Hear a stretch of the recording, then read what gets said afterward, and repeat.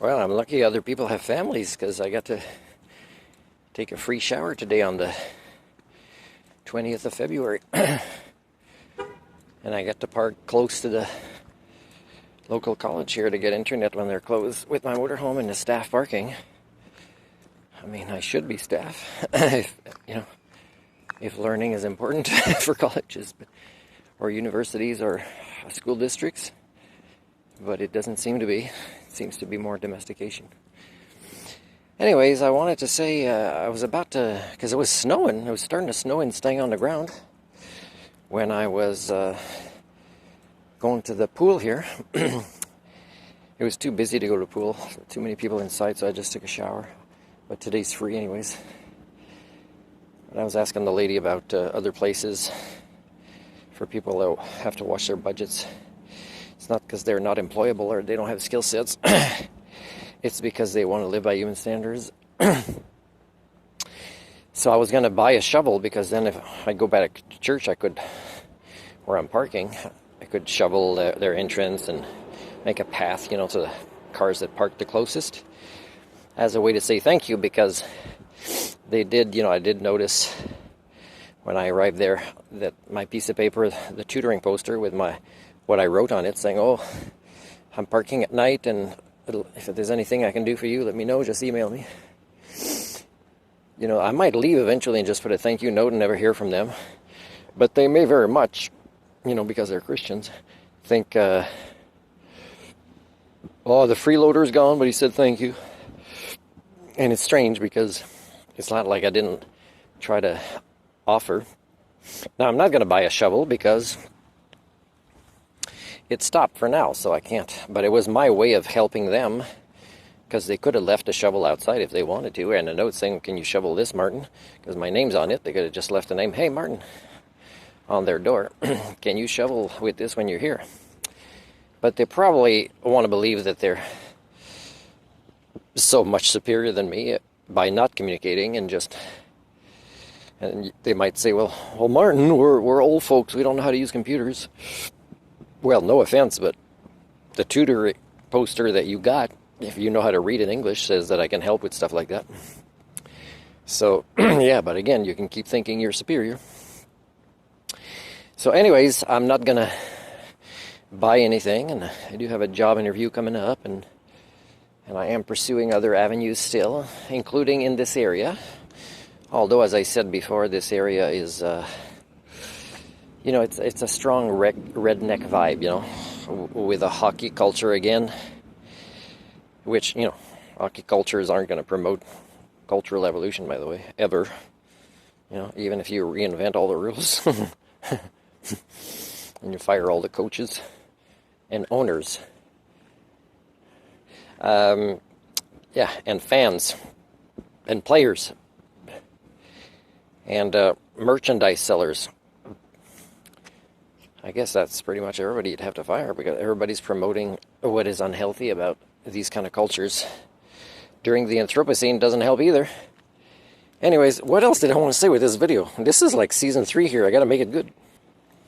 Oh yeah, well, I am a bit worried about my vehicle starting. So let's say I get a job here and I can prove this, and I'll, I don't know if I should find an office or just send it to the Ministry of Poverty Creation right away and say, here's a job confirmation. I'm on my way there. Please, as soon as possible, deposit income of your own calculation for me to get there with my motorhome. And then this place will fly me there for the initial training and bring me back. And, but also, I'd have to tell them, please add extra money because, as you know, my vehicle needs these repairs and it might not make it there. And some of the latest thing is that I've been filming is just the starting. It makes a really long noise before the starter starts the turning of the engine.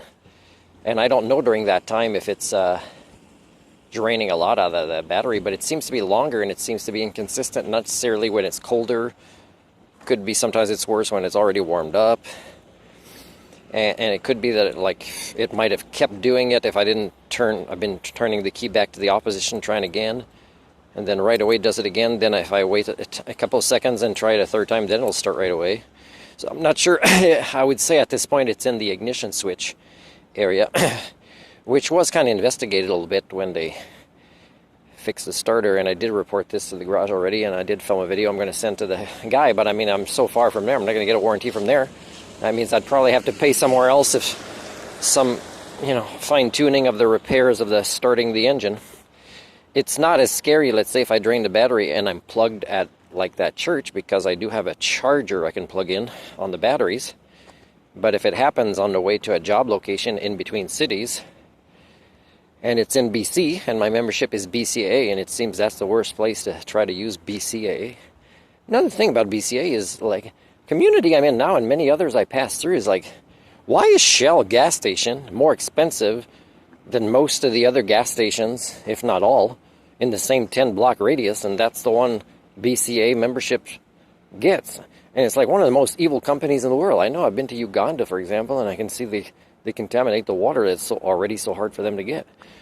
So, like, I don't know, like you shouldn't give 3 cents. 3 cents is not even compensating for the price of the gas station that's cheaper beside it. It should be like 8 cents less. But even then, it should be like, like, we're sorry we're using Shell, but they're the ones that gave the biggest bonuses to the people that made decisions at BCAA.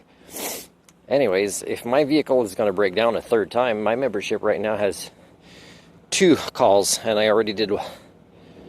Wait, is it 2 calls? And I did 2 already? No, the first one was not towing, it was fuel. So if I go to this job that's far away in between towns, then I have to buy a jerry can as well, and a shovel, and chains maybe this time, because I did get stuck the other day, and that would have been helpful to have a shovel and chains. So I don't know, like, I'll tell the ministry, here's my situation, my vehicle, here's the job. I will keep this job. I will declare the income, although I will be in a war with the Canada Revenue Agency about the taxes to be paid and when and how, because they owe me so much. No way will I allow them to touch it until there's, a public inquiry or an investigation or an audit like I've been requesting for a long time. So I don't mind working to be a little bit less poor, even if it's a job that is not worthy of what you need me, not want me, need me to be in your cultures, let's say as a learning specialist, culture repair. I'll still do it, but the thing is I won't be a victim while doing it. You do understand that, right?